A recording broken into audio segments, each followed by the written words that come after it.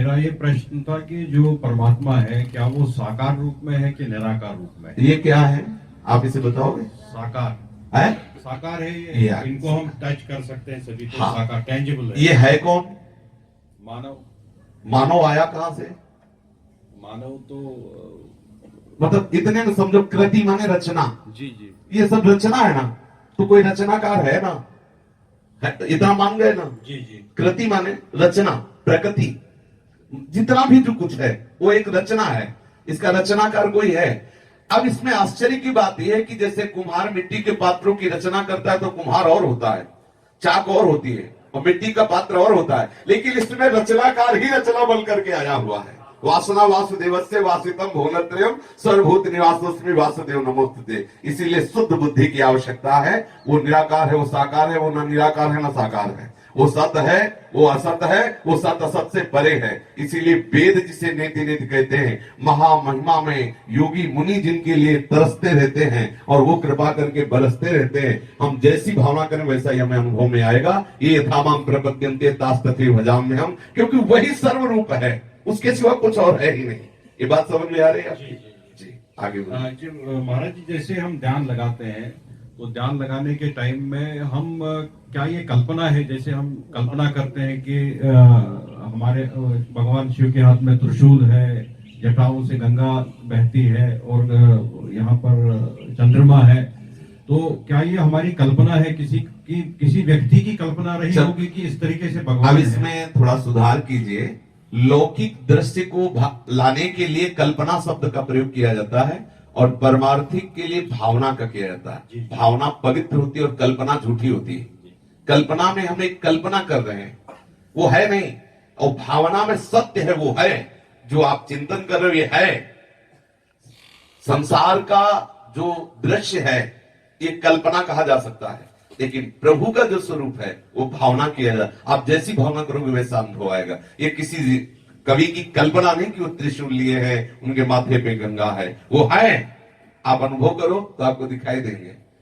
और जिन्होंने प्यार किया है उनसे, तो जैसे अम्मा बप्पा प्यार करते हैं ना, अम्मा बप्पा समझते हैं ना, गांव की भाषा में क्या जाती, ऐसे प्यार करते हैं भगवान शिव और पार्वती।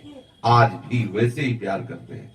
कभी कभी कोई ऐसी बात आई तो दिखाई देता है कि अम्मा बप्पा आ गए और उनका दुलार बरसने लगता है, वो है। उनकी भावना करो, कल्पना नहीं। कल्पना शब्द एक सांसारिक हो जाता है और भावना शब्द भक्ति से जुड़कर साकार स्वरूप हमारे सामने प्रकाशित कर देता है। समझिए जी महाराज जी, जैसे शिव और पार्वती है तो हम शास्त्रों में लिखा है ये अर्धनारेश्वर है, एक ही शरीर में दोनों है, तो अर्धनारेश्वर असल बात वही, अलग अलग दोनों फिजिकल फॉर्म्स है, वो वही शरीर अलग अलग है। हम जैसी भावना करते हैं ना वो वैसे ही एक ही तत्व। पहली बात ये समझ लो, एक ही तत्व है, दूसरा नहीं। वही तत्व लीला के लिए अर्धनारेश्वर बनकर के दिखा रहा है कि आधा मैं शिव हूं, आधा शक्ति हूं। फिर वही अलग अलग होके दिखा रहा है, देखो ये मेरा पूरा शिव रूप है, ये मेरा पूरा शक्ति रूप है। फिर वही चराचर रूप में होके दिखा रहा है, ये देखो मेरा वैभव है कि मैं ही चराचर के रूप में व्याप्त हूं। और ये जो बात जान जाता है वो मुक्त हो जाता है, जो ये नहीं जान पाता वो बंधा रहता है राग द्वेष और द्वंद्वों में, जन्म मरण आदि नाना प्रकार के क्लेशों को भोगता रहता है। समझ पा रहे हैं आप? जी जी महाराज। भगवान कृष्ण शिव विष्णु राम कौन है? एक ही है। नाटक मंच पे नौटंकी के नाटक में एक ही कलाकार पहले राजा बन के आता है, फिर जोकर बन के आता है, वही सेवक बन के आता है, वही नाना प्रकार। गोपाल शास्त्र नाम में भगवान का नाम है जगन नाटक वही भवा। ये जो बड़ा आश्चर्य है, वही दुष्टात्मा बनता, वही महात्मा बनता, वही स्त्री बनता, वही पुरुष बनता, और नाटक मंच स्वयं है और नाट्यकर्ता भी स्वयं है और नाटक का निर्देशक भी स्वयं, पूरा का पूरा एक ही वही पिता, वही पुत्र, वही पौत्र, वही सारा। और यह रहस्य रघुनाथ कर बेग ले जाने कोई, और जो जाने रघुपति कृपा तो सपने मोह न होए। यही ब्रह्म ऋषि महात्मा जन जान गए तो जीवन मुक्त हो गए, और संसारी यही नहीं जान पाते तो लाठी चलाते हैं, मेरे भगवान बड़े तुम्हारे भगवान छोटे। चल रही लाठी, भगवान तो क्या खोपड़ी फूट रही, छोटे बड़े अस्पतालों में गारी गुप्ताल और निंदा स्तुति। प्रभु एक सम स्वरूप सर्वात्म भाव से सब जगह विराजमान है, वही राम है, वही कृष्ण है, वही शिव है। ये तो बहुत बड़ी बात हो गई। वही दुष्टात्मा है, वही महात्मा है। विद्या विनय संपन्ने ब्राह्मणे गविहस्तिनी सुनीच सुपाकेचा पंडिता समदर्शिना।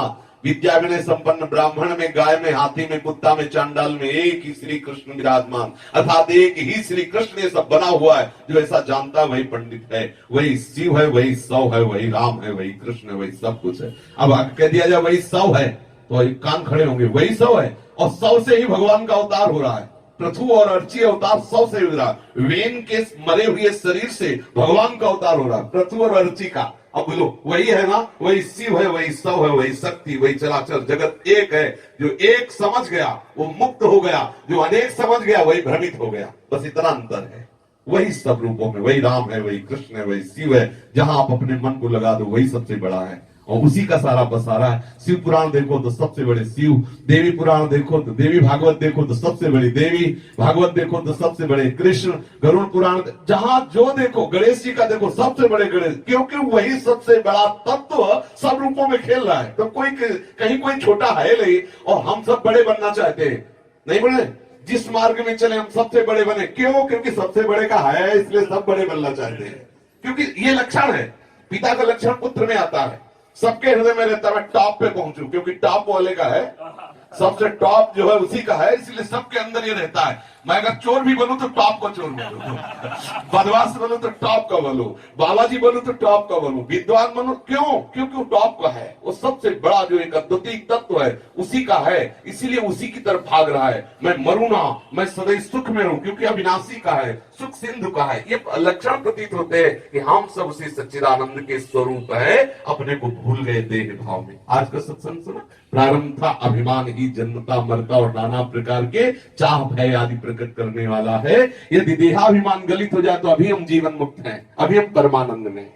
समझ गए जी?